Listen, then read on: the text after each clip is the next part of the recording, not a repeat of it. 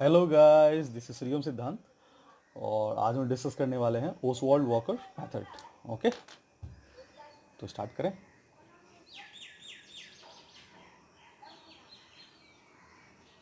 Oswald walker method. एक होता है ओसवाल्ड डायल्यूशन लॉ, जो इक्विलिब्रियम पढ़ाया जाता है, दैट इज़ डिफरेंट थिंग। और ये ओसवाल्ड वॉकर मेथड है, जो अलग चीज़ है। ठीक है बच्चों, तो दोनों में कन्फ्यूज़न नहीं रखना है। इक्विलिब्रियम पढ़ाया जाता है ओसवाल्ड डायल्यूशन लॉ, तो वो अलग चीज़ है। तो जो इक्विलिब्रिया पढ़े होंगे उनको पता होगा ओसवाल्ड डायल्यूशन लॉ। और ये है ओसवाल्ड वॉकर मेथड। और ये जो मेथड है ये हम लोग अप्लाई करते हैं for non volatile solute. Non volatile solute, तो नॉन वोलाटाइल सॉल्यूट के लिए बच्चों ये तुम्हारा अप्लाई होता है। ठीक है, तो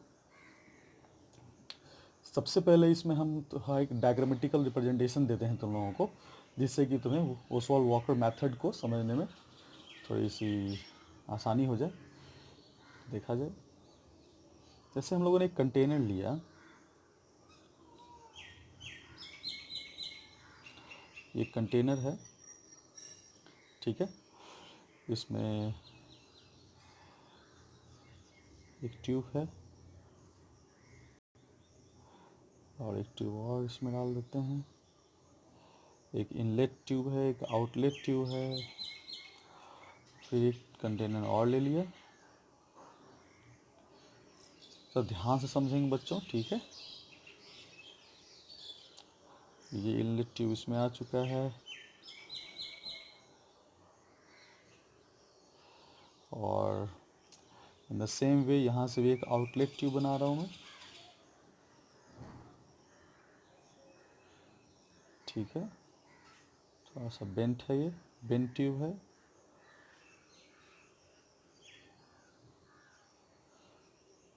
ठीक है, इसको थोड़ा इसमें थोड़ा लिक्विड डाल दिया जाए। एक सॉल्यूशन है या सॉल्वेंट जो लेना है। अभी मैं जो ले रहा हूँ दिस इज सॉल्यूशन। मैं अभी सॉल्यूशन ले रहा हूँ जिसमें नॉन वोलाटाइल सॉल्यूट फैले हुए हैं। इसमें भी मैं एक इसमें ले लेता हूँ, मैं एक सॉल्वेंट ले लेता हूँ तो थोड़ा समझने में सहूलियत होगी।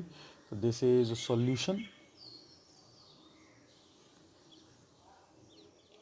Solution, this is solvent. ऐसे कुछ भी लिया सकता था, दोनों में, एक में सॉल्वेंट एक में सॉल्यूशन भी ले सकते थे, या फिर दोनों में सॉल्यूशन ले सकते थे, तो उल्टा भी संभव है और दोनों में सॉल्यूशन भी ले सकते थे। No issues. ठीक है, तो वो मैं आगे क्लियर करूँगा। अब इसको पैक कर देना है, इसको भी पैक कर देना है बच्चों। इसको भी पैक कर दिया गया है। अब यहाँ पे एक सर्टेन टेम्परेचर पे, कोई भी एक टेम्परेचर पे यहाँ पे देखा ऑब्जर्वेशन हो रहा होगा। मान लेते हैं कोई सर्टेन टेम्परेचर टी पे मैं ऑब्जर्वेशन कर रहा हूँ। ठीक है, जहाँ पे इसके कुछ वेपर प्रेशर डेवलप हो चुके हैं, इसका भी अपना एक वेपर प्रेशर डेवलप हो चुका है। ऑब्वियस है सॉल्यूशन का vapour pressure for solid in liquid solution हम लोग यहाँ बताया था। जैसे मान लेते हैं यहाँ का वेपर प्रेशर मान लो दिस इज PS, और यहाँ का वेपर प्रेशर चूंकि यहाँ पे सिर्फ सॉल्वेंट है तो यहाँ पे जो भी वेपर होगा वो क्या होगा, P0। ठीक है बच्चों, यहाँ पे थोड़ा सा कोई डिहाइड्रेटिंग एजेंट डाला गया है। डिहाइड्रेटिंग एजेंट जैसे कि कैल्शियम क्लोराइड ले सकते हैं हम लोग। यहाँ पे एक डिहाइड्रेटिंग एजेंट होता है, डिहाइड्रेटिंग एजेंट। तो डिहाइड्रेटिंग एजेंट का काम क्या होता है, मॉइस्चर को एब्जॉर्ब कर लेना। ठीक है बच्चों, और अब यहाँ से मेरा प्रोसेस, ये दिस इज द अरेंजमेंट। अब मेरी प्रोसेस यहाँ से शुरू हो रही है। अब मैंने क्या किया, यहाँ पे ड्राई एयर पास किया है मैंने, ड्राई एयर। ठीक है बच्चों, अब यहाँ से ड्राई एयर मैंने पास किया, तो कहता है कि जब इस ड्राई एयर को हम लोग पास करते हैं किसी सॉल्यूशन से, या फिर उसके बाद सक्सेसिवली किसी सॉल्वेंट से, तो यहाँ पे हम लोग देखेंगे क्या, जब फिर यहाँ जैसे मान लेते हैं ड्रायर यहाँ से पास करेगा, फिर यहाँ जाएगा, फिर यहाँ से पास करते हुए यहाँ जाएगा, फिर यहाँ से पास करते जब यहाँ आता है, तो हम क्या देखते हैं कि ये जो तुम्हारा जो भी ड्राई एयर था वो यहाँ पे पता चल रहा है कि वो मॉइस्ट एयर में कन्वर्ट कर चुका है, क्योंकि ये जो डिहाइड्रेटिंग एजेंट है उसमें कुछ मॉइस्चर्स आ जाएंगे। तो इस डिहाइड्रेटिंग एजेंट में चूंकि कुछ मॉइस्चर्स आ जाएंगे, तो ये मॉइस्चर्स आया कैसे, तो यही एयर जो अंदर आए फिर बाहर गए, फिर अंदर आए फिर बाहर गए, तो जो ड्राई एयर तो आए थे, लेकिन जब वो निकल रहे हैं यहाँ से तो वो अपने मॉइस्चर्स को लेते हुए जा रहे थे, जो यहाँ पे उन्होंने मॉइस्चर गेन किया था। तो लेकिन ये जो डिहाइड्रेटिंग एजेंट थे कैल्शियम क्लोराइड, जैसे एक एग्जाम्पल ले लिया जाए, तो ये कैल्शियम क्लोराइड क्या करेंगे, ड्राई एयर में जो भी मॉइस्चर होगा उसको ये क्या करेंगे, एब्जॉर्ब कर लेंगे। तो जो भी एब्जॉर्प्शन यहाँ पे होगा, एब्जॉर्प्शन दो तरह का चीज होता है, एक होता है एडजॉर्प्शन, एक होता है एब्जॉर्प्शन। तो कैल्शियम क्लोराइड का काम है एब्जॉर्प्शन करना। तो यहाँ पे ये क्या करेंगे, एब्जॉर्ब कर लेंगे और फिर जो एयर होगा वो ड्राई एयर के रूप में निकल जाएगा। इसका मतलब डिहाइड्रेटिंग एजेंट के मास में कुछ ना कुछ इंक्रीमेंट हो जाएगा। तो प्रोसेस क्या है, ड्राई एयर को आप सॉल्यूशन से पास कराओ, फिर दूसरे सॉल्यूशन से पास कराओ, या फिर सॉल्वेंट से पास कराओ, फिर दूसरे सॉल्यूशन से पास कराओ, यानी कोई भी आप ले सकते हो, नथिंग। तो पहले ड्राई एयर को फिर किसी एक सॉल्यूशन से पास कराए, फिर उसको हम लोग किसी दूसरे से पास कराए, और फिर हम लोगों ने देखा कि कितना वेट गेन हुआ है, और उसी वेट गेन का जो एनालिसिस है वो हम लोग करना है। अब होता क्या है, चूंकि यहाँ पे मॉइस्चर है, तो जैसे ड्राई एयर इसमें इंटर करेगा तो यहाँ के मॉइस्चर को अपने में ये एब्जॉर्ब कर लेगा, फिर आगे बढ़ जाएगा, फिर यहाँ जब वो आएगा एयर, तो यहाँ भी एक मॉइस्चर है। अब ये मॉइस्चर यहाँ जो आ रहा है एयर उसके मॉइस्चर से ज़्यादा है, तो फिर से ये इससे एब्जॉर्ब कर लेगा। अगर यहाँ का गैस जो आ रहा है उसमें जो मॉइस्चर है वो इससे ज़्यादा है, तो क्या करेगा, ये अपना मॉइस्चर इसको दे के चला जाएगा। और अगर जो एयर आ रहा है उसमें जो मॉइस्चर है वो इससे कम है, तो इससे मॉइस्चर एब्जॉर्ब करके आगे चला जाएगा। ठीक है, यानी कि जब कोई एयर किसी भी चैम्बर में इंटर करेगा तो ये देखना है तुमको कि यहाँ का जो वेपर प्रेशर है वो पिछले के रिस्पेक्ट में क्या है। जैसे यहाँ का वेपर प्रेशर P0 का प्रेशर जो होता है वो PS से ऑलवेज ज़्यादा होता है। अब अगर ड्राई एयर यहाँ से जा रहा होगा तो ऑब्वियसली यहाँ वेपर प्रेशर कम रहा होगा, वेपर प्रेशर कम मतलब यहाँ पे कम वेपर रहा होगा। अब जब यहाँ वो पहुँचा होगा वो यहाँ एयर, तो उसको ज़्यादा वेपर मिल गया होगा, तो यहाँ पे से जब वह गुजरेगा तो यहाँ के क्या करेगा, यहाँ के वेपर को एब्जॉर्ब करेगा, और जब यहाँ से गुजरेगा तो यहाँ के भी वेपर को एब्जॉर्ब करेगा। क्योंकि वेपर का एब्जॉर्प्शन हो रहा है या नहीं हो रहा वो इस बात पे डिपेंड करेगा कि पीछे के रिस्पेक्ट में ज़्यादा वेपर है या कम वेपर है।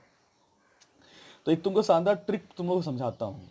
अगर कोई चैम्बर में कोई एयर आए, कैसा भी एयर आ रहा है, तो पिछले के रिस्पेक्ट में देखो, अगर यहाँ पे ज़्यादा वेपर प्रेशर होगा तो जो गैस आएगा यहाँ पे ये एब्जॉर्प्शन करेगा, और अगर यहाँ पे कम वेपर प्रेशर होगा पीछे के रिस्पेक्ट में, तो जो भी एयर आएगा वह अपना जो मॉइस्चर लेके आएगा वो यहाँ पे रिलीज करके जाएगा।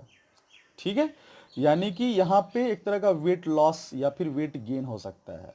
तो यहाँ पे क्या होगा खुद से सोचो। तो ड्राई एयर आएगा, यहाँ के मॉइस्चर को लेके जाएगा, ड्राई एयर आएगा और यहाँ के मॉइस्चर को लेके जाएगा, तो यहाँ पे अल्टीमेट क्या होगा, लॉस होगा। यहाँ पे क्या होगा, लॉस होगा। तो यहाँ पे तो लॉस हो गया, यहाँ पे लॉस हो जाएगा। अब फिर से यहाँ गया, अब यहाँ पे क्या होगा, यहाँ पे जो मॉइस्चर है, ये जो एयर है यहाँ जो आ रहा है, अब जिसमें कुछ मॉइस्चर तो हैं जो एयर यहाँ से पास कर रहे हैं ट्यूब से, अब इसके रिस्पेक्ट में तुमको देखना पड़ेगा कि भाई तुम्हारा वेपर प्रेशर इससे कम है या ज़्यादा। तो देखेंगे कि इसका वेपर प्रेशर ज़्यादा है, यानी कि यहाँ का वेपर यहाँ से ज़्यादा है। इसका मतलब जो ये एयर आ रहा है वो इसके रिस्पेक्ट में ड्राई के जैसा ही फील करेगा, और यहाँ से जब आएगा और फिर यहाँ से जब जाएगा तो यहाँ भी लॉस ही होगा।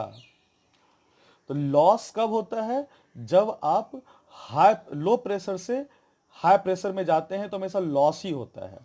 और गेन कब हो जाता है, जैसे कि यहाँ पे हम एक ऐसा सॉल्यूशन ले लेते हैं जिसका वेपर प्रेशर यहाँ से भी कम हो, तो तो जैसे एयर आता तो ये अपना कुछ मॉइस्चर यहाँ पे छोड़ के जाता, तो हम बोलते भाई यहाँ पे जो मास होगा वो गेन हो जाएगा। तो सबसे पहली बात ये हो गई। तो ओसवाल्ड वॉकर मेथड बस ये बताता है कि हम लोग जब एक किसी ड्राई एयर को एक कंटेनर से दूसरे कंटेनर में भेजते हैं तो लॉस इन वेट होता है या गेन इन वेट होता है। लॉस तब होगा जब लो प्रेशर से हाई प्रेशर में जाया जाएगा, और गेन तब होगा जब हाई प्रेशर से लो प्रेशर में जाया जाएगा। मैं सारी बात को लिखूंगा, डोंट वरी। चलो देखा जाए।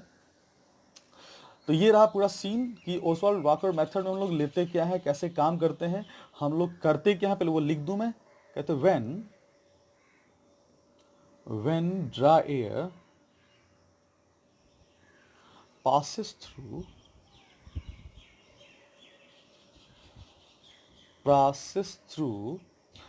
solution and solvent, तो जो मैं ये लिख रहा हूँ वो इसके हिसाब से लिख रहा हूँ। Passes through one solution to another solution भी लिख सकता था, क्योंकि मैंने यहाँ पे सॉल्यूशन लिया है फिर सॉल्वेंट लिया है, इसलिए मैंने लिखा है when dry air passes through solution and solvent. तो जैसा यहाँ पे मैंने सिस्टम तैयार किया उसके हिसाब से मैं लिख रहा हूँ solution and solvent successively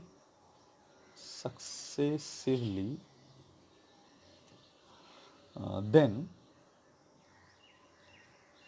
there is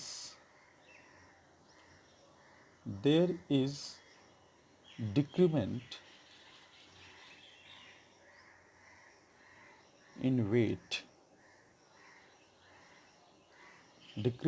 weight of solution। ये तो होना ही था, क्योंकि जैसे ड्राई एयर सॉल्यूशन से पास करेगा तो वो क्या करेगा, सॉल्यूशन के मॉइस्चर को लेके जाएगा। यानी कि जैसे ही आप जाएगा वो सॉल्यूशन से होते हुए ड्राई एयर, तो सॉल्यूशन का वेट का लॉस हो जाएगा, decrement in the weight of solution. और एंड सॉल्वेंट से भी होगा। क्यों सॉल्वेंट से भी होगा, क्योंकि सॉल्वेंट के अंदर का प्रेशर यहाँ के प्रेशर से ज्यादा है। इसका इसलिए ये जो एयर आएगा वो यहाँ के रिस्पेक्ट में एक तरह से ड्राई के जैसा ही बिहेव करेगा, इसलिए यहाँ का भी वेट लॉस हो जाएगा। ठीक है। And solvent while dry air becomes moist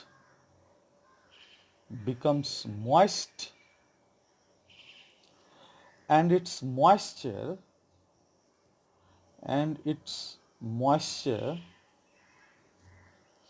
again absorbed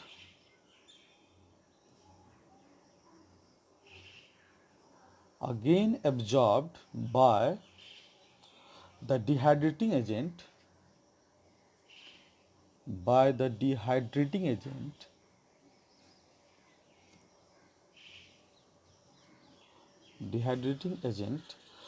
so its weight मतलब किसका वेट, तो डिहाइड्रेटिंग एजेंट का वेट की बात हो रही है। सो इट्स वेट इंक्रीजेस, यानी कि डिहाइड्रेटिंग एजेंट का जो वेट होगा वो हमेशा बढ़ना ही है। ठीक है बच्चों, तो ये रही बात। अब मैं तुमको एक जो नोट करके लिख देता हूँ। अब चूंकि हो सकता है मैंने ऐसा सिस्टम बनाया सॉल्यूशन फिर सॉल्वेंट, पहले अगर सॉल्वेंट फिर बाद में सॉल्यूशन होता तो फिर क्या होता है, तो खुद से सोचो। अगर यहाँ पे सॉल्वेंट होता यहाँ पे सॉल्यूशन होता तो पहले जो ड्राई एयर आएगा यहाँ हमेशा लॉस ही करेगा पहले, क्योंकि यहाँ वेपर है ये ड्राई है। तो अगर मान लो यहाँ सॉल्वेंट होता तो पहले ड्राई एयर के आने के कारण सॉल्वेंट के वेट में लॉस होता, फिर यहाँ पे सॉल्यूशन है, सॉल्यूशन का वेपर प्रेशर मान लेते हैं यहाँ से कम होता है, ऑब्वियस कम होता है, तो सॉल्यूशन का वेपर प्रेशर सॉल्वेंट से कम होगा, तो ये जो एयर आएगा वो अपने आप को मॉइस्ट एयर कैसा बिहेव करेगा, फिर अपना कुछ मॉइस्चर यहाँ पे छोड़ के जाएगा। तो इसी को थोड़ा बदल देते हैं हम लोग, सॉल्वेंट पहले सॉल्यूशन बाद में लेते हैं, तो पहले तो लॉस ही होना है क्योंकि यहाँ वेपर है ये ड्राई है, और फिर बाद में क्या होता है, वेपर प्रेशर यहाँ का कम होने के कारण ये अपना मॉइस्चर कुछ छोड़ के जाता है, फिर अल्टीमेटली जो होता है वो मॉइस्ट एयर ही जाता है, और यहाँ पे सारा अपना मॉइस्चर यहाँ पे रिलीज कर देता है, जिससे कि डिहाइड्रेटिंग एजेंट का मास हमेशा बढ़ेगा ही बढ़ेगा। तो दो चीज हमेशा याद रखिएगा, फर्स्ट कंटेनर में कुछ भी हो, चाहे सॉल्यूशन हो या सॉल्वेंट हो, यहाँ हमेशा लॉस ही होगा, और डिहाइड्रेटिंग एजेंट जो होगा ये यहाँ हमेशा गेन ही होगा।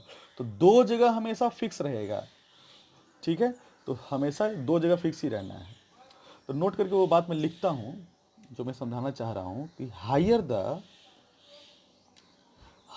The vapour pressure in the container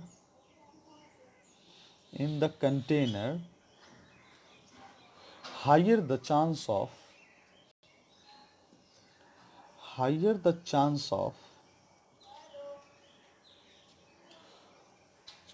chance of loss or lower the chance of gain.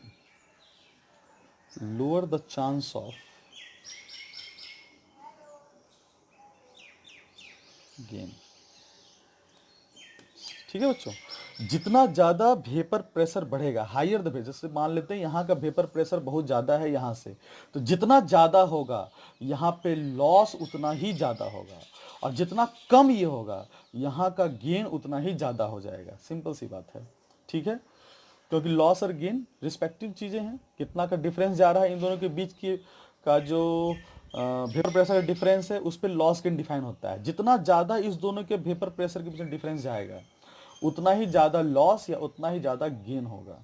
ठीक है बच्चों, तो ये तो बातें थी।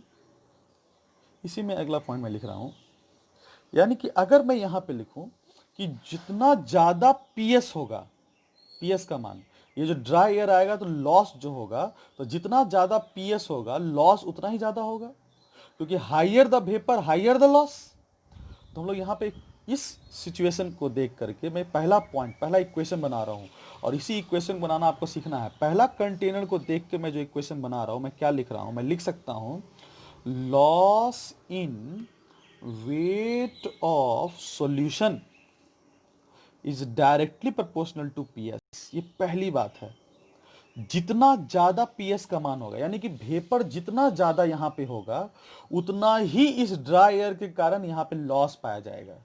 ठीक है बच्चों, दूसरी बात मैं जो लिख रहा हूं, loss in weight of solvent, वो किस पे डिपेंड करेगा, यानी कि यहां जो सॉल्वेंट है इसमें भी लॉस पाया जा रहा है, तो ये लॉस किस पे डिपेंड करेगा, सिर्फ पी नॉट पे नहीं, ये जो लॉस डिपेंड करेगा ये इस दोनों के बीच के डिफरेंस पे, क्योंकि एयर यहां से होते हुए अब आ रहा है, ड्राई एयर।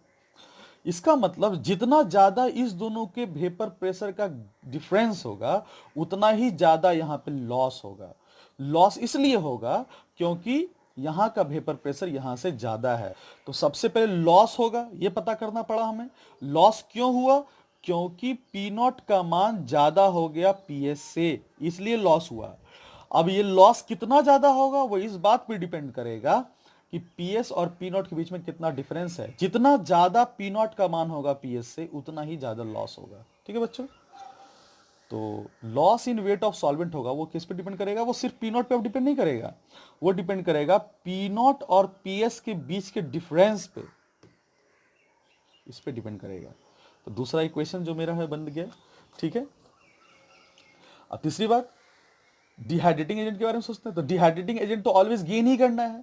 कितना गेन करेगा, तो ये जो गेन करेगा वो सीधा उसके जस्ट पीछे जो सॉल्यूशन है या जो सॉल्वेंट है उसके वेपर प्रेशर पर डिपेंड करेगा।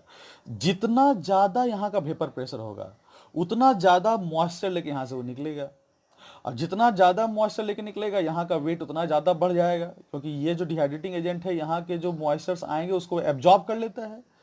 तो gain of the dehydrating agent जो होगा, गेन ऑफ या गेन इन करो, gain in weight of dehydrating agent, dehydrating agent क्या होगा, तो this will be directly proportional to P nought. ठीक है, ये चीजें हैं। ये जितना भी मैं इक्वेशन लिख रहा हूं इसको याद नहीं करना बच्चों, ये जो भी सीन मैंने लिखा है वो इस चीज को देख के मैंने लिखा है। तो जैसा यहाँ पे पूरा मैंने सिस्टम तैयार किया था उस सिस्टम के आधार पे मैंने सारा यहाँ पे इक्वेशन तैयार किया है। अब यहाँ पे मैं तुमसे कोई बोल दे कि what will be the loss in the weight of solvent या what will be the loss in the weight of solution, तो हम लोगों को जैसे कि यहाँ पता है, मुझे तीन एक्सप्रेशन यहाँ मिल चुके हैं। पहला एक्सप्रेशन, दूसरा एक्सप्रेशन, तीसरा एक्सप्रेशन, इसी तीसरे 3 एक्सप्रेशन से हम लोग 3 इक्वेशन बनाएंगे। इस 3 एक्सप्रेशन से हम लोग इक्वेशन भी बना सकते हैं। तो कैसे इक्वेशन बना सकते हैं? जैसे देखो, तुमसे क्वेश्चन पूछ दिया कि आप बताएं कि loss in weight of solvent और loss in weight of solution का रेशियो क्या होगा। क्या होगा सोचो। तो loss in weight of solvent is directly proportional to P not minus P S. लिख देते हैं P not minus P S. और लॉस पहले मैंने लिखा हुआ है ये चीज। और loss in weight of solution को हम लोग क्या लिख सकते हैं? This is directly proportional to P S. तो यहाँ पे पी एस हो गया। तो शानदार एक्सप्रेशन मिल चुका है। तो P not minus P S by P S, loss in weight of solvent by loss in weight of solution. तो ये चीजें हो गई। तो अगर तुम्हें क्वेश्चन में ये बोल दे कि भाई इनिशियल प्रेशर इतना, सॉल्यूशन का प्रेशर इतना था, सॉल्वेंट का प्रेशर इतना था और सॉल्यूशन में इतना लॉस पाया गया, तो बताइए जब सॉल्वेंट में गया होगा जब ड्रायर, तो सॉल्वेंट में कितना लॉस हुआ होगा। तो इस तरह से ये क्वेश्चन बहुत ही अच्छे क्वेश्चन बनते हैं बच्चों, इसलिए बहुत इंपॉर्टेंट ये रिलेशन याद रखना और समझना कि कैसे निकाला जाता है। कुछ भी याद नहीं करना है इसमें, सारी बातें समझने वाली हैं बच्चों। जैसा होगा सिस्टम वैसा रिलेशन बनाना पड़ेगा। मैं आपको एक क्वेश्चन भी करवाऊंगा, इसलिए अच्छे से समझिए, ठीक है। जैसे तुमसे बोल दिया कि loss in weight of solvent निकालो, loss in weight of solvent निकालो और in the with the ratio of gain in weight of dehydrating agent, dehydrating agent. तो डिहाइड्रेटिंग एजेंट का कितना गेन हुआ वो तुम लोग आराम से निकाल पाते हैं। डिहाइड्रेटिंग एजेंट का इनिशियल मास निकाल लेते हैं जब ड्राई एयर पास करते हैं उसके पहले का, उसके बाद फिर जब ड्राई एयर को पास कर देते हैं तो उसके बाद हम लोग डिहाइड्रेटिंग एजेंट का मास फिर से देख लेते हैं। तो डिहाइड्रेटिंग एजेंट कितना वेट गेन किया है तो एक्सपेरिमेंटली निकालना बहुत आसान है, और हमारे लिए तो और आसान है क्योंकि हमको तो वो इन्फॉर्मेशन क्वेश्चन में ही दिया जाएगा।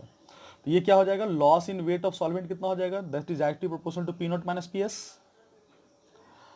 और ये जो है तुम्हारा डायरेक्टली प्रोपोर्शनल टू क्या है, पी नॉट है, ठीक है। तो this is called, this is another relation. हम लोग ये एक और रिलेशन निकाल दिए। तुमसे कोई पूछा जाएगा कि कोई डिहाइड्रेटिंग एजेंट है, उसमें ड्रायर को जब पास कराया गया था उसके थ्रू, जब सिस्टम के थ्रू, तो देखा गया था इतना गेन हो गया था डिहाइड्रेटिंग एजेंट का मास, और जबकि इनिशियल जो कि सॉल्वेंट का प्रेशर है वो इतना था, सॉल्यूशन का प्रेशर इतना था। तो आप बताएं जब सॉल्वेंट से जो ड्रायर पास किया होगा तो सॉल्वेंट में कितना का लॉस हुआ होगा, कितना ग्राम का लॉस हो गया होगा। तो हम लोग बहुत आसानी से ये इस रिलेशन की मदद से वो चीज़ें निकाल सकते हैं।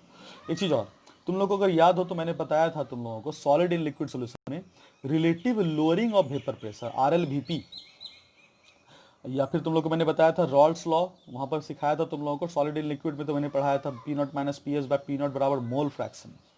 तो this is just like a RLVP, यानी कि यहाँ की मदद से हम लोग RLVP, यानी क्वेश्चन में तुमसे बोल दिया कि भाई डिहाइड्रेटिंग एजेंट के जो वेट गेन है वो इतने हैं और सॉल्वेंट का जो लॉस है वो इतना है, आप ये बता दो कि RLVP कितना होगा। तो हम लोग सिंपली उनके रेशियो से निकाल सकते हैं, because RLVP is equal to P not minus P S by P naught, और P not minus P S by P naught is equal to loss in weight of solvent by gain in the weight of the dehydrating agent.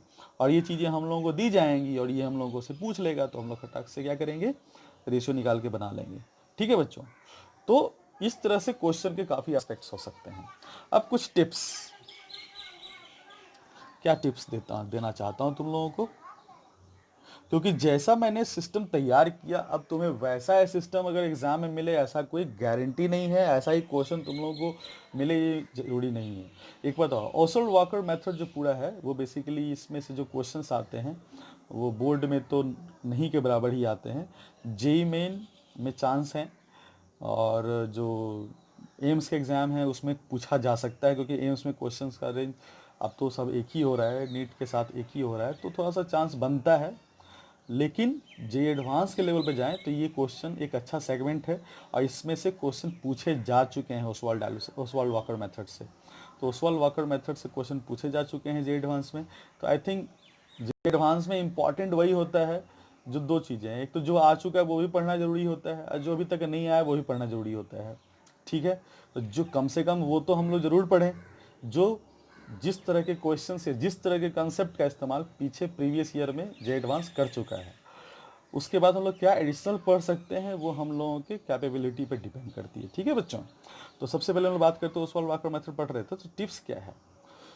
पहला tips मैं ये दे रहा हूं कि vapour pressure जैसे ही तुमको compare करना पड़ेगा, तो पहला कंटेनर में तो सॉल्यूशन होगा और जो आएगा वो ड्राई एयर आएगा। तो पहला कुछ भी हो, मान लेते हैं जो टिप 1, जो पहला टिप मैं दे रहा हूं वो क्या है कि जो भी ड्राई एयर आएगा तो ये ड्राई एयर ही आएगा,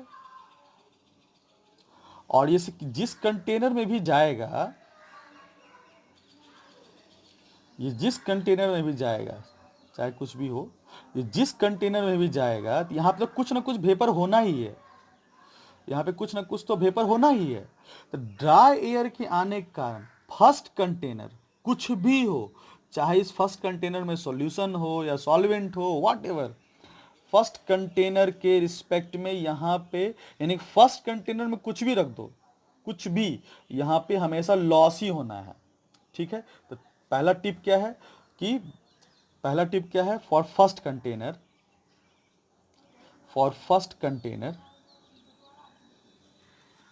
का रिलेशन में लिख रहा हूं, हर कंटेनर का रिलेशन लिखना पड़ता है। ठीक है, तो पहले कंटेनर का रिलेशन में लिख रहा हूं क्या कि भाई vapour pressure in the container, जो भी कंटेनर में जो भी वेपर प्रेशर है, यहाँ पे जो भी है, अगर सॉल्वेंट है तो पी नॉट रहा होगा, अगर सॉल्यूशन है तो पी एस रहा होगा, जो भी है व्हाट एवर, इसका जो मान होगा वो डायरेक्टली प्रोपोर्शनल टू लॉस हो जाएगा, क्योंकि यहाँ तो लॉस ही होना है। तो यहाँ पे ड्राई एयर आएगा तो ये जो निकलेगा वो हमेशा मॉइस्ट ही निकलेगा। ठीक है बच्चों, तो फर्स्ट कंटेनर में तो हमेशा ड्राई एयर जाएगा तो मॉइस्ट एयर ही निकलेगा, यानी कि ऑब्वियस है यहाँ पे लॉस ही होना है। तो जो भी वेपर प्रेशर बच्चों यहाँ पे है, जितना ज्यादा यहाँ पे वेपर प्रेशर रहेगा उतना ही ज्यादा मॉइस्ट एयर यहाँ से निकलेगा, और जितना ज्यादा मॉइस्ट एयर निकल रहा है इसका मतलब यहाँ का लॉस उतना ही ज्यादा हुआ है वेट का। ठीक है बच्चों, तो पहला कंटेनर ऑलवेज लॉस, ऑलवेज यही रिलेशन काम करेगा। अगर यहाँ पे सॉल्यूशन है तो ले लेना है यहाँ पे पी एस, और यहाँ पे अगर सॉल्वेंट है तो ले लेना है यहाँ पे पी नॉट, सिंपली। ठीक है बच्चों, अभी मैं क्वेश्चन भी दूंगा, ध्यान से सीखना है इसे। ठीक है, टिप 2, सेकेंड टिप में जो तुमको दे रहा हूँ वो क्या है, सेकेंड टिप है कि अब आगे के जो भी कंटेनर हो, जो भी container for second, third, fourth, what ever, कोई भी nth कंटेनर, कुछ भी, कितना भी कंटेनर लगा दे, 10 कंटेनर लगा दो, कोई दिक्कत नहीं है, अपने को रिलेशन निकालना है, एक ही फंडा काम करना है रिलेशन निकालने में। तो क्या करोगे, तो हमेशा यहाँ पे फिर कंपेयर करना पड़ेगा। जैसे मान लो सेकंड के लिए निकालना पड़ेगा, तो सेकंड में क्या करना पड़ेगा, या थर्ड के लिए क्या करना पड़ेगा, तो मैं दिखा रहा हूँ तुम लोगों को। तो आपको लिखना क्या है, यहाँ पे जो रिलेशन वो करेगा वो क्या काम करेगा, डिफरेंस ऑफ वेपर प्रेशर निकालना है। डिफरेंस मतलब बड़ा माइनस छोटा, ठीक है, चेंज नहीं, difference of vapour pressure of current container, यानी कि जिस कंटेनर का निकालना है उस कंटेनर का difference with respect to previous one, with respect to previous container, एकदम अपनी भाषा में लिख रहा हूं जिससे कि तुम्हें समझने में आसानी हो। ठीक है, तो difference in vapour pressure of current container with respect to previous container, मतलब सेकंड कंटेनर का वेपर प्रेशर अगर ज्यादा है तो इसका वेपर प्रेशर को फर्स्ट के वेपर प्रेशर घटा लीजिए, और सेकंड का अगर कम है तो पिछले वाले से इसमें इसको घटा दीजिए। तो जिसका वेपर प्रेशर इसका ज्यादा है तो इसमें इसको घटाइए, और इसका कम है तो इसको इसमें घटाइए। तो डिफरेंस निकालना है। थर्ड को कंपेयर करें तो इसका ज्यादा है तो इसमें इसको घटाइए, और इसका कम है, इस थर्ड का कम है तो इसमें इसके भी प्रेशर घटा दीजिए। आपको डिफरेंस निकालना है प्रेजेंट कंटेनर का प्रीवियस के रिस्पेक्ट में। देखना है जो बड़ा है उसमें से छोटे वाले को घटा देना है, हायर प्रेशर में लोअर प्रेशर घटा देना है। यहाँ पे डिफरेंस की बात कर रहा हूँ, यहाँ पे चेंज की बात नहीं कर रहा हूँ। डिफरेंस का मतलब होता है large value minus small value. ठीक है, अब ये जो होगा डायरेक्टली प्रोपोर्शनल टू या तो लॉस होगा और या तो गेन होगा। लॉस होगा या तो गेन होगा। लॉस कब होगा, लॉस कब लिखेंगे, वेट का लॉस हो गया। लॉस तब होगा जब प्रेजेंट कंटेनर का यानी करंट कंटेनर का वेपर प्रेशर पिछले से ज्यादा होगा। तो लॉस कब व्हेन व्हेन करंट कंटेनर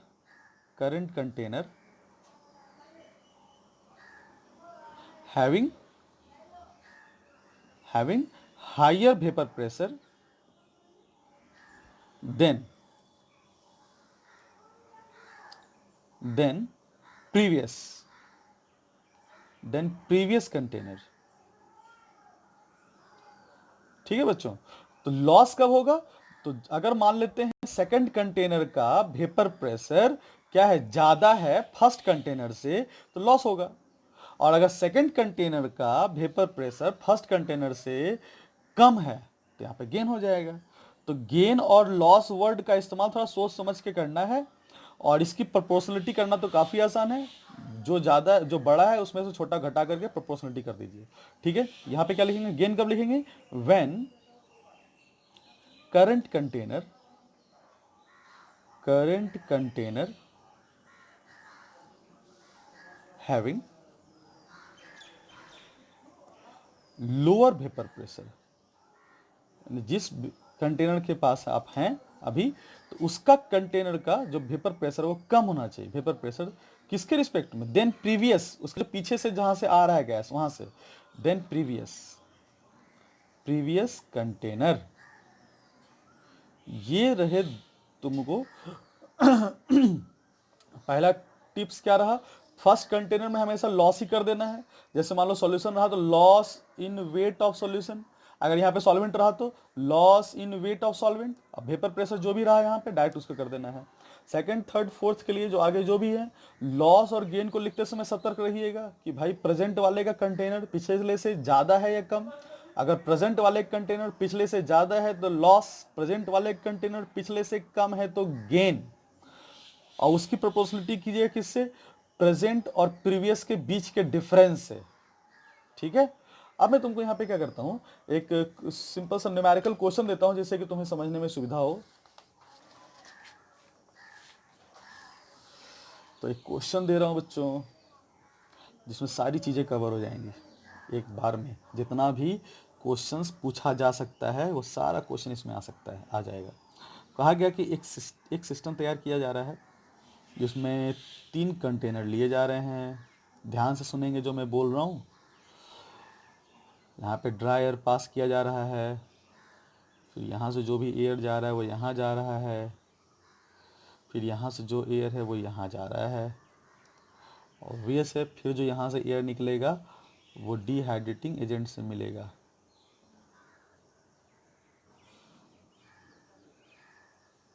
तो ये डिहाइड्रेटिंग एजेंट से यहाँ पे मिलेगा। तो this is the whole scene. और क्वेश्चन कहता है इस कंटेनर का नाम, इसको पैक कर दिया जाए। क्वेश्चन कह रहा है कि इसका नाम ए रख दो, इसका नाम बी रख दो, इसका नाम सी रख दो। एक्सपेरिमेंट से बताया जा रहा है तुम्हें कि यहाँ पे 1 ग्राम का लॉस हुआ है। ठीक है, यहाँ पे क्या होगा, यहाँ पे बोला जा रहा है 0.5 ग्राम का गेन हुआ है। ध्यान से लॉस और गेन को समझना है बच्चों, ठीक है। और यहाँ पे 1 ग्राम का लॉस हुआ है। ये चीजें हैं, ये रही बात। अब कहता है if same volume of solution if the same volume of solution of different solute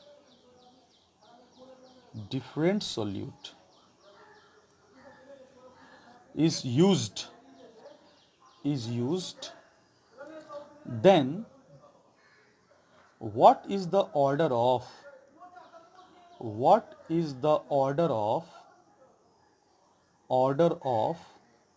पहला वेपर प्रेशर, दूसरा क्वेश्चन उसमें उसी में क्वेश्चन के अंदर क्वेश्चन है बच्चों, दूसरा मोल का ऑर्डर निकालना है, तीसरा मॉलिक्यूलर वेट का ऑर्डर निकालना है, और चौथा है बच्चों कंसंट्रेशन का ऑर्डर निकालना है। एक क्वेश्चन में सारी चीजें निपट जाएंगी, ठीक है। अब ध्यान समझेंगे, क्वेश्चन को मैं समझा रहा हूं, तो जिन बच्चों को समझ में आ जाए वो खुद से अटेम्प्ट लें वीडियो को पॉज करके, और जिनको थोड़ा दिक्कत हो रहा है तो आप कोशिश एक बार करें। उसके बाद जब कोशिश कर लें तो समझें, देखेंगे आपको क्या प्रॉब्लम हुआ होगा।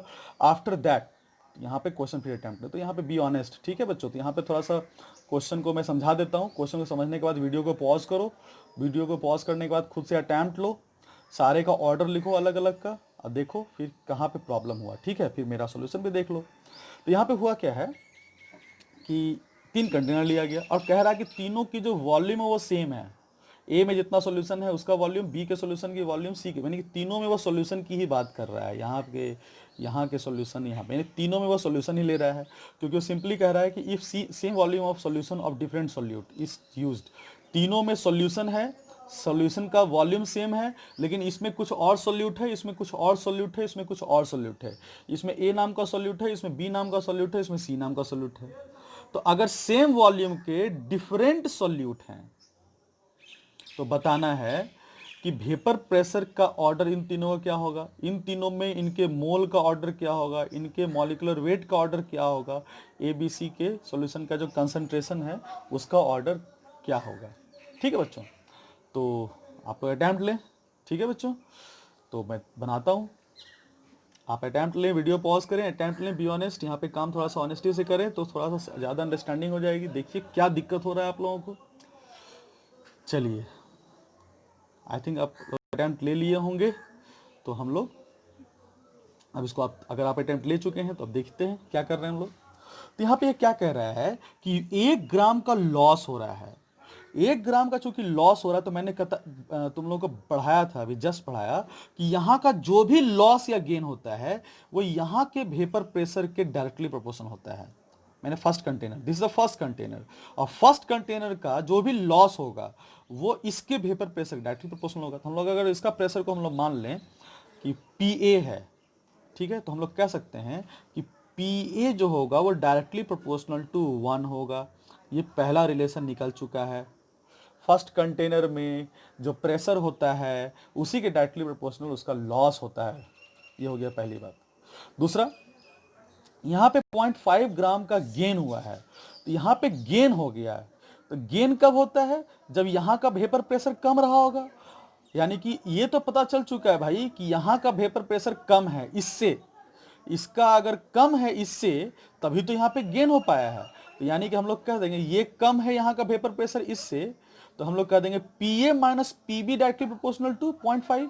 तो मैंने कहा था इसके डिफरेंस का डायरेक्टली प्रोपोर्शनल होता है, तो डिफरेंस क्या हो गया, तो हम लोग कहेंगे चूंकि weight gain in B, container B, so that हम लोग क्या कह सकते हैं कि जो आपका डिफरेंस होगा, यानी कि जो गेन होगा, गेन कितना है 0.5 का, वो किसके प्रोपोर्शनल होगा, ये जो प्रोपोर्शनल होगा वो इन दोनों के वेपर प्रेशर के डिफरेंस के। तो डिफरेंस मतलब बड़ा माइनस छोटा, इसमें बड़ा कौन, ए बड़ा और बी छोटा, तो हम लोग कह देंगे P A minus P B.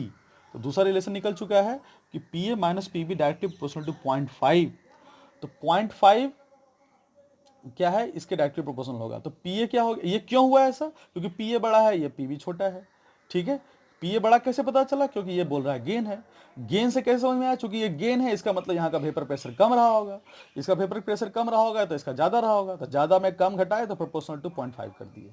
तो ये पहला एक्सप्रेशन निकल गया, ये दूसरा एक्सप्रेशन निकल गया, ठीक है बच्चों। अब तीसरी बात चलते हैं कि कहाँ पे सी के बारे में बात कर सकते हैं हम लोग। सी में क्या होगा, सी में बोल रहा है 1 ग्राम का लॉस हो चुका है। तो अब यहाँ पे लॉस हो गया, तो लॉस का मतलब यहाँ का वेपर प्रेशर और यहाँ का वेपर प्रेशर सोचो, तो यहाँ का ऑब्वियस है वेपर प्रेशर ज्यादा रहा होगा, यहाँ का कम रहा होगा, यानी कि PC will be greater than क्या, पीबी। तो हम लोग कहेंगे अगली बात, चूंकि वेट लॉस इन क्या हो रहा है, इन सी, वेट लॉस हो रहा है सी में, इसका मतलब सी का वेपर प्रेशर ज्यादा है और बी का वेपर प्रेशर कम है, तो डिफरेंस क्या हो जाएगा, पीसी माइनस पीबी, और डायरेक्टली प्रोपोर्शनल टू क्या होगा, लॉस, तो लॉस कितना है बच्चों आपका 1। ये 3 एक्सप्रेशन निकल चुके हैं, ठीक है। अब यहाँ पे मेरे पास 3 एक्सप्रेशन है, P A minus P B और P C minus P B, 3 expression है। तो एक काम करते हैं, सबका वैल्यू निकालते हैं। तो P A directly proportional to 1 है, तो ये तो यहाँ से वैल्यू निकल चुका है, ठीक है। इसका नाम 1 रख दें, इसका नाम 2 रख दें, इसका नाम 3 रख दें, ठीक है। तो हम लोग को पता है P A directly proportional to 1 होता है, तो P A minus P B क्या होगा। तो अगर हम लोग इसको ऐसे देखें तो हम लोग लिख सकते हैं, चूंकि P A directly proportional to 1, तो फ्रॉम 1 एंड 2 हम लोग क्या कह सकते हैं, हम लोग कह सकते हैं कि पी बी जो होगा वो डायरेक्टली प्रोपोर्शनल टू, हम लोग उसको क्या कह सकते हैं, directly proportional to P A minus 0.5। इसको इधर ले आए, अगर मैं इस 0.5 को इधर ले आऊँ, पी ए को इधर ले जाऊँ, तो P A directly proportional to P B directly proportional to क्या हो जाएगा, पी ए माइनस 0.5। अब पी ए प्रोपोर्शनल टू 1 है, तो हम लोग यहाँ पे सिंपली वैल्यू रख देंगे P B directly proportional to 1 minus 0.5। यहाँ पे सिंपल मैथमेटिक्स चल रहा है, सिंपल काम हो रहा है। और यहाँ पे लिख सकते हैं हम लोग क्या, कि P B directly proportional to 0.5। तो ये निकल चुका है कि पी बी का डायरेक्टली प्रोपोर्शनल टू 0.5 है। अब पी सी निकालना है, तो हमको पी बी चूंकि पता है तो पी सी निकाल सकते हैं। तो हम कहेंगे फ्रॉम, इसका नाम कर दो 3, इसका नाम कर दो बच्चों 4। तो फ्रॉम 3 एंड 4 रिलेशन निकालते हैं, तो फ्रॉम 3 एंड 4, तो फ्रॉम 3 एंड 4 क्या कह सकते हैं, P C direct minus P B, तो पी सी को पी सी रहने दो, अब पी बी की वैल्यू 0.5 मैंने निकाली है, तो दिस इज 0.5, ठीक है। और डायरेक्टली प्रोपोर्शनल टू क्या हो जाएगा 1। तो यहाँ से निकाल सकते हैं कि P C is equal to, sorry P C proportional to 1 plus 0.5। तो यहाँ से निकल गया P C is equal to 1.5। ये रहा चौथा, पांचवा एक्सप्रेशन। तो हमें ये पता चल चुका है कि P A directly proportional to 1, P B directly 0.5 और P C directly proportional to 1.5। तो यहाँ से हम लोग कंपेयर ऑर्डर कर सकते हैं क्या, कि सबसे ज़्यादा वेपर प्रेशर किसका रहा होगा, पी सी का, फिर रहेगा पी ए का, फिर रहेगा पी बी का, क्योंकि ये है 1.5, ये है 1, ये है 0.5। तो आपका पहला आंसर निकल चुका है वेपर प्रेशर के लिए। तो वेपर प्रेशर का ऑर्डर क्या होगा वो हम लोग को पता चल चुका है बच्चों।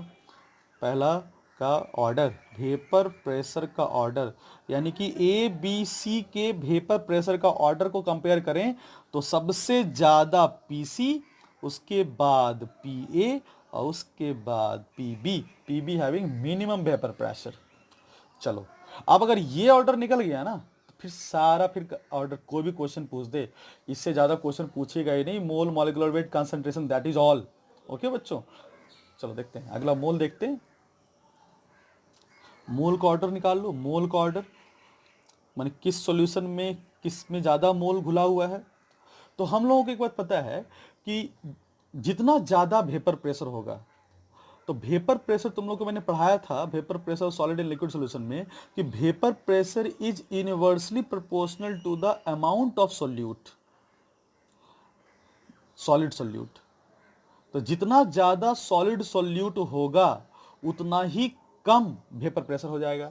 Higher the amount of solid solute, lower will be the vapour pressure. ये हम लोगों ने पढ़ा हुआ है कहाँ पे, vapour pressure of solid and liquid solution में, और या फिर factors affecting the vapour pressure में हम लोगों ने पढ़ा था वो चीज़ें।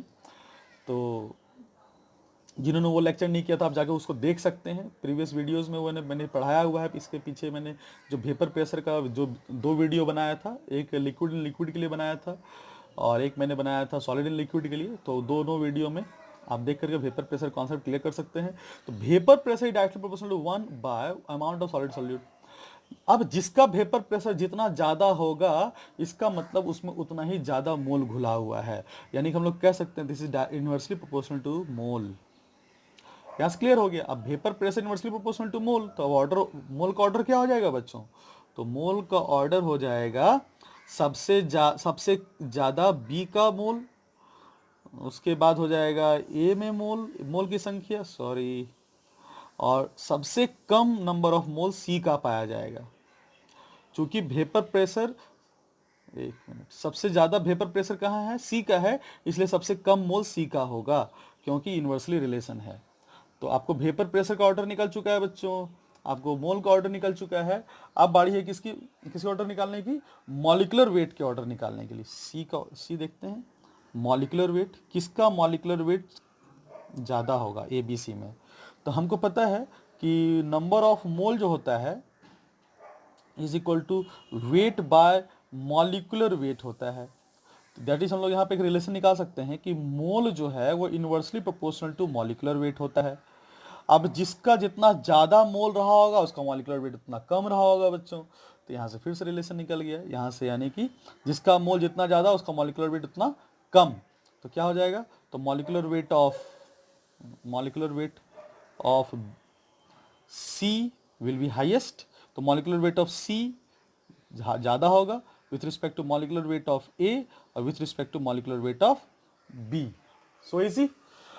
तो ये हमारा अपना ऑर्डर निकल चुका है मॉलिक्यूलर वेट के लिए बच्चों। तो ये हो गया वेपर प्रेशर का ऑर्डर, ये हो गया मोल का ऑर्डर, ये हो गया मॉलिक्यूलर वेट का ऑर्डर, और लास्ट हो गया कंसंट्रेशन का ऑर्डर। डी हो गया कंसंट्रेशन का ऑर्डर। कंसंट्रेशन, तो कंसंट्रेशन जो होता है वो मोल के डायरेक्टली प्रोपोर्शनल होता है, क्योंकि वॉल्यूम सेम है। तो वॉल्यूम सेम है तो जिसमें जितना ज़्यादा मोल होगा उसका कंसंट्रेशन सिंपली उतना ज़्यादा होगा। तो कंसंट्रेशन डायरेक्टली प्रोपोर्शनल टू मोल होता है कब, जब वॉल्यूम सेम हो। कंसंट्रेशन वाला क्या होता है, मोल बाय वॉल्यूम। अब वॉल्यूम है कांस्टेंट, तो concentration directly proportional to mole, simple. तो हम लोग जिसका ज़्यादा मोल उसका ज़्यादा कंसंट्रेशन, तो हम लोग कह सकते हैं concentration of C, concentration of C सबसे कम हो जाएगा, है ना, जिसका ज़्यादा मोल। तो concentration of B is highest, फिर कंसंट्रेशन ऑफ ए, फिर कंसंट्रेशन ऑफ सी।